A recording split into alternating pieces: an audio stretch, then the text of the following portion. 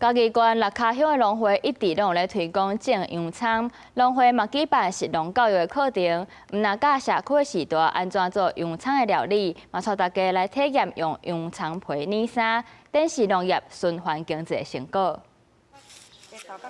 原本賣落來愛等曬洋蔥末，加水來煨甲出色了後，用樹寧索仔甲珠仔甲棉衫綁起來，浸佇咧內底繼續來煨。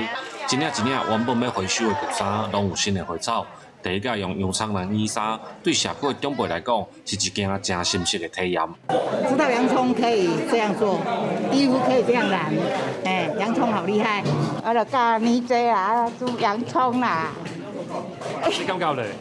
咁我真好耍啦。嘉義縣六腳鄉農會為着要來推廣洋蔥規條攏會當利用的觀念，邀請竹跤永恆村的社區長輩做伙來體驗食農教育。除了教用洋蔥皮來染衫，閣教因用醋來醃小菜。過去常被視為廢棄物的洋蔥外皮，在這次活動中，作為天然的植物燃料，球莖部分作為處置的料理。正式農會致力於推廣資源再生，都會有一些可能會有過剩的問題啊，或者是它在種植的面積已經有超過這個有紅字的現象，就已經種比較多。那當然這些作物呢，就是我們要想辦法呢，讓大家都認識，然後了解它的好處。六腳鄉自6年前開始推廣種洋蔥，目前種植的面積已經有40家。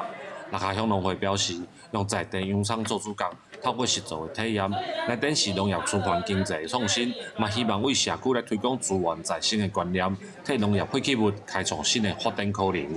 記者林慧婷，嘉義報道。